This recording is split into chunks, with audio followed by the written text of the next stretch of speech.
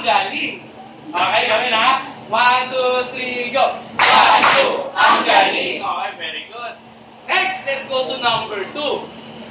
Number 2, what is conversion? Yes, Rian.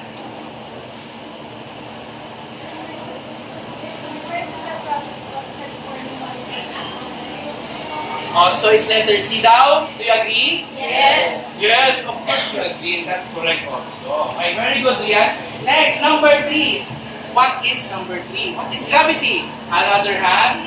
Yes, Angela. What is object of all solvent? Okay, that's correct. That is gravity. Very good. After or before we end this lesson today. Oh, yung galing mo. Gusto ko nagwawaw, sariling pangbukas ng tuwa. Alright, can somebody please read our goal number 1? Sino gusto magbasa? Sino? Sino? Oh yes, Castin. Read number 1. Kita ba? Number 1. Read. Alright, good. Number 2, please read. Another hand. Yes, Princess. Number 2. And last but not the least, yes.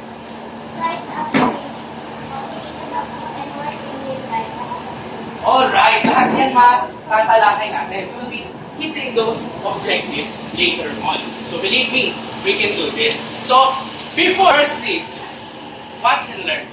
We all thought.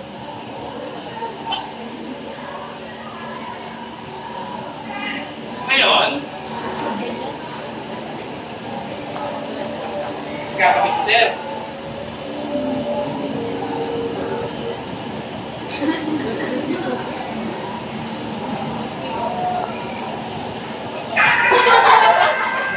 Okay, okay. Hindi ang problema nyo eh. Napasok siya yung mga gawa natin. Okay, number 1. What happened to the person when the person accidentally touched the kettle? Please raise your hand. Anyari? Robert, sige ito ulit. Nasunog yung ano. Nasunog agad? Napasok yung kamay niya, sir. Napasok. Okay, good. Tama yan. Napasok. Then, what temperature did the person feel as he touched the kettle? If napasok siya, yes, Damila. Hot, yes, good. Hot. Okay. Last is heat a form of energy? Yes. Okay. If heat is a form of energy, kalimutan ko matanggal ng tape. Ito, ang galing ulit nila.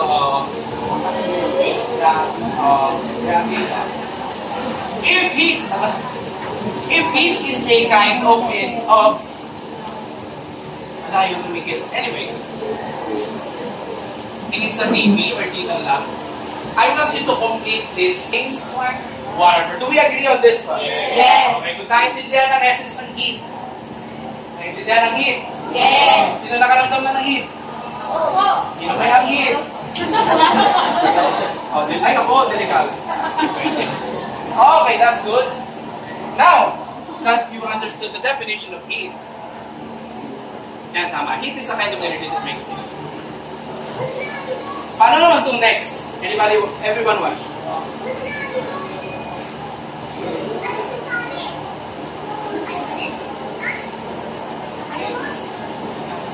Good. After pushing her, do you think there was a transfer of energy? Yes. How so? Yes. Sir, kung may pinag-aralan po kami ng grading science po, meron po kasi tinatawag na positive energy na negative energy.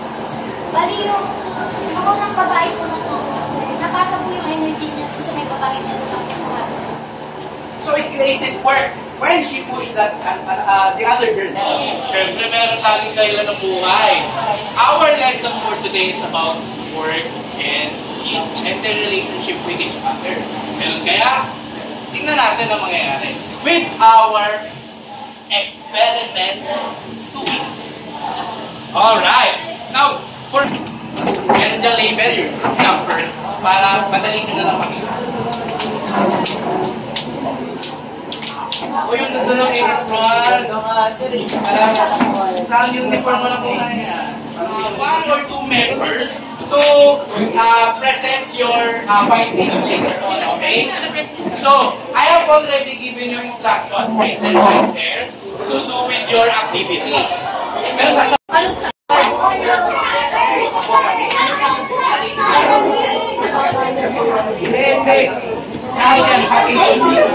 kapag hindi mo ginagawa, isa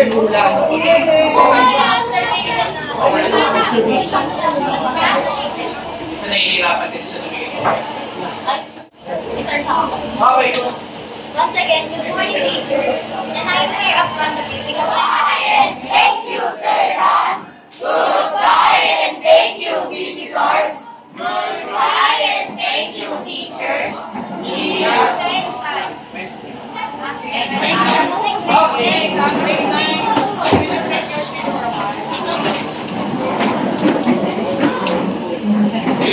Okay, so at this point, I would like to thank you, grade 9 Watson, on your active participation on the different activities prepared by our student teacher, Mr. Dan Byron Mahigay from Philippine Normal University.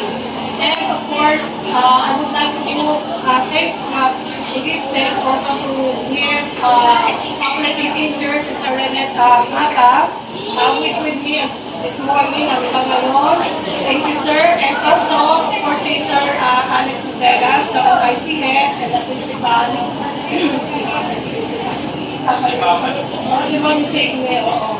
Anyway, before I will ask you to give ang galing-galing lang po, Sir Dan, let us hear a word from his mother, si Nanay. Halika na.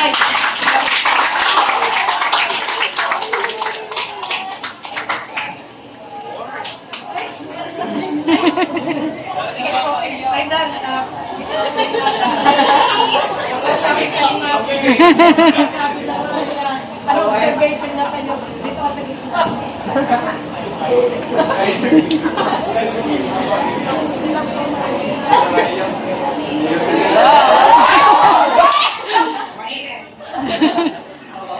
Ano po gusto niyo sabihin kay Dan?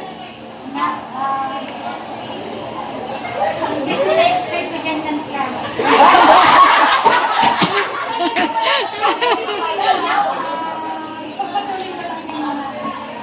Lapit na. Sana tuloy-tuloy. Tapos, sana basta tuloy-tuloy ka lang. Hindi ko lang kami ni ate, ni papa, ni mama. Pagpatuloy mo lang. Tatapos na. Saya ka ba naman? Ay, opo. From sa kanya. Dito talaga ko na ilagay mo.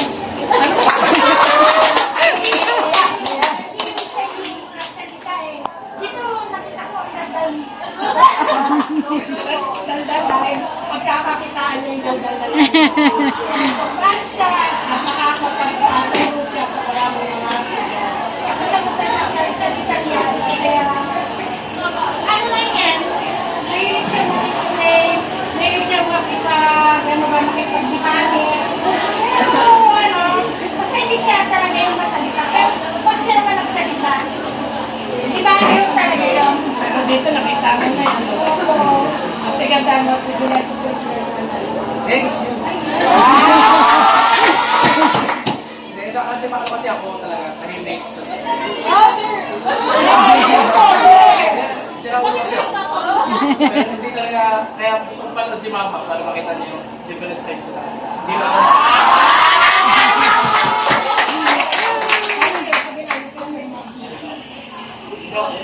Ala!